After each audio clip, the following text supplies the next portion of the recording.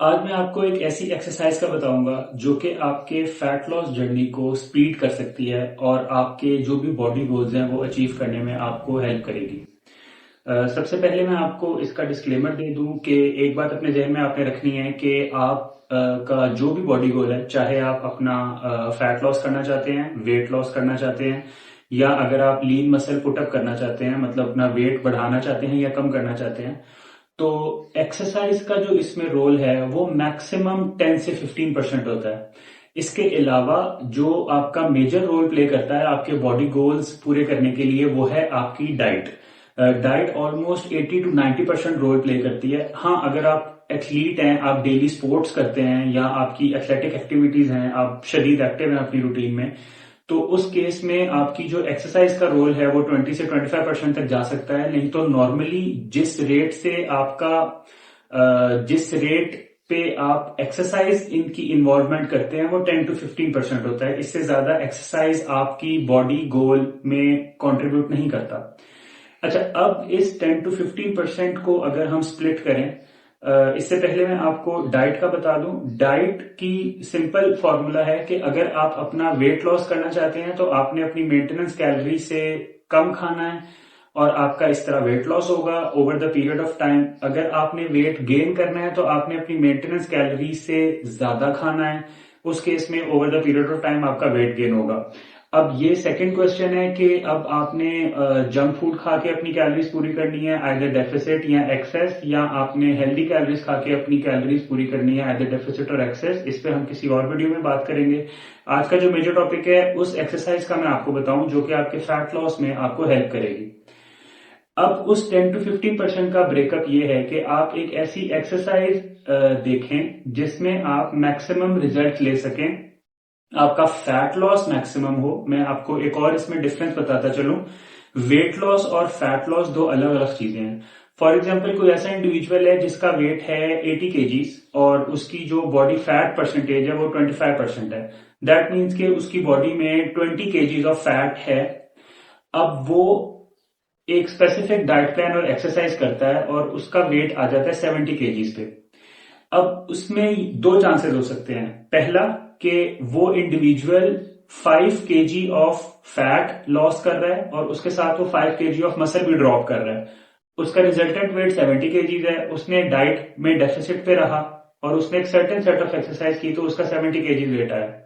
अब एक दूसरा इंडिविजुअल है जिसका सेम 80 केजीज वेट है, जो 70 केजीज पे आया, लेकिन उसने डिफरेंट एक्सरसाइज और डिफरेंट डाइट की। उसका रिजल्ट ये हुआ कि उसने अपना मसल मास बड़ा मार्जिनल ड्रॉप किया, तकरीबन 1 से 1.5 किलो, लेकिन 8 से 8.5 किलो उसने अपना फैट ड्रॉप किया।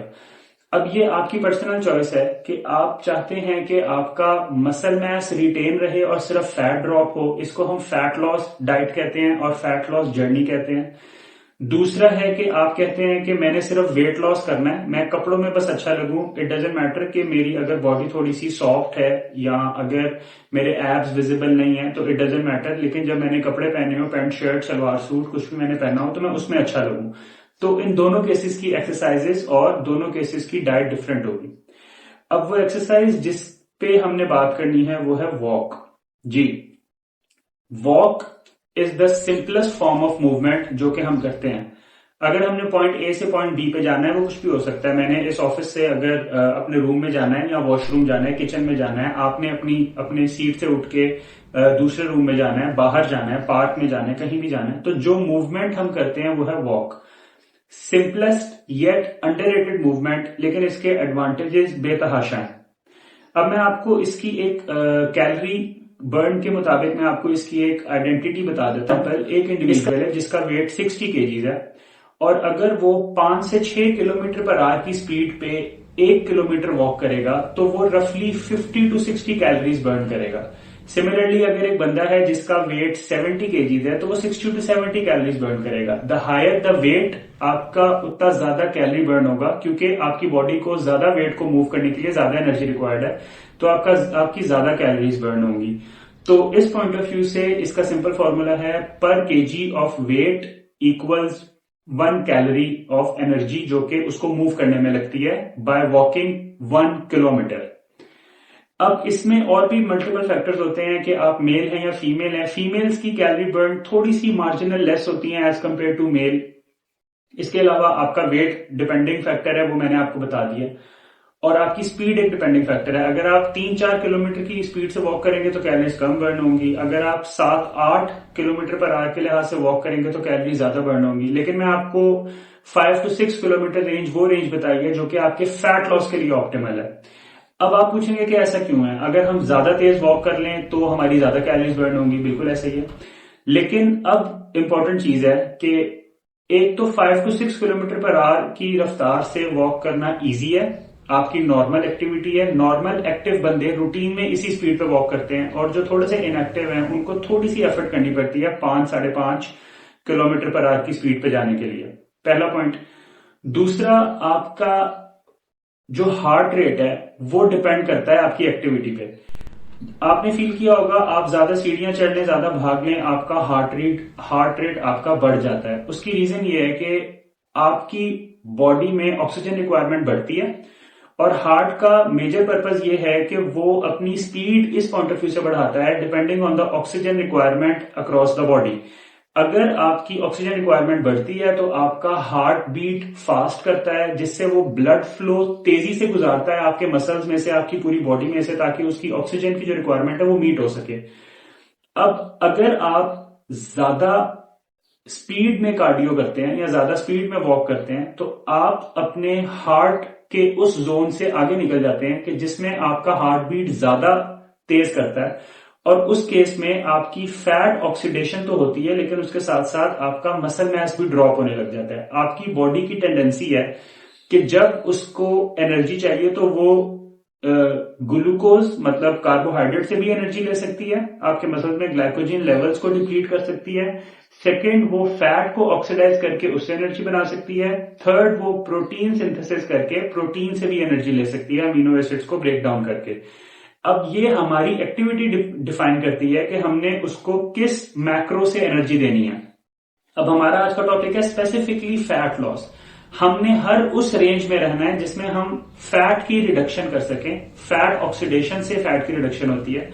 अब अगर हम एक normal individual 5 to 6 kilometre per hour की रेंज में अगर वॉक कर रहा है और 4, 5, 6, 7, 8 किलोमीटर अगर वो डेली वॉक कर रहा है, तो इस केस में वो उस जोन में है जिसमें उसके फैट की ऑक्सीडेशन होगी, और जितनी भी हमारी बॉडी को एनर्जी चाहिए उस वॉक के लिए वो फैट से इस्तेमाल होगी। तो इसलिए जो मोस्ट अंडररेटेड एक्सरसाइज आपने अपनी रूटीन में शामिल करनी है वो है वॉक। हमारा दीन भी हमें यही सिखाता है कि हर खाने के बाद चहलकदमी करें, मतलब 40-50 कदम वॉक करें। इसको मैं थोड़ा और एग्जैजरेट कर लेता हूं, आप हर मील के बाद 10-12 मिनट वॉक करें। दिन का ये आपका आधा पौना घंटा वॉक बन जाती है। आधा पौना घंटा अगर आप 5 से 6 किलोमीटर पर आवर की रफ्तार से करते हैं तो आप 4 से 5 किलोमीटर कवर कर लेते हैं। अब 4 से 5 किलोमीटर का मैंने जिस तरह आपको बताया, अगर आप 60 kg के इंडिविजुअल हैं तो आप ऑलमोस्ट कोई 250 से 300 कैलोरीज बर्न करेंगे। अब 250 से 300 कैलोरीज ये इन एडिशन टू वो कैलोरीज हैं जो आपकी बॉडी की रिक्वायरमेंट है। लाइक फॉर एग्जांपल, आपकी बॉडी की मेंटेनेंस कैलोरीज हैं 2500 कैलोरीज, आपने खाई 2000 कैलोरीज, आप ऑलरेडी 500 डेफिसिट में हैं। अब आपने 5 किलोमीटर वॉक भी कर ली, एडिशनल 300 कैलोरीज आपके सरप्लस में चली गई। अब आपको पता है सिंपल फॉर्मूला कि अगर आपने 1 kg अपना वेट या फैट ड्रॉप करना है तो उसके लिए आपको 7700 कैलोरीज का डेफिसिट करना है। अब अगर आप एक दिन में 800-900 कैलोरीज का डेफिसिट कर लेते हैं तो विद इन 8 to 9 डेज आप 1 kg अपना बॉडी वेट ड्रॉप कर सकते हैं, जो कि आपका फैट होगा अगर आप इस जोन में अपनी वॉक करते रहेंगे। तो ये था उस एक्सरसाइज के बारे में जिसको हम बिल्कुल निग्लेक्ट करते हैं। बहुत अंडररेटेड है लेकिन मोस्ट इफेक्टिव है फैट लॉस के लिए। तो आई वुड रेकमेंड अपनी रूटीन में वॉक लाएं, डेली वॉक करें और इसके साथ अपने आप को हेल्दी रखें। Stay tuned for next video. Fee Aman Allah.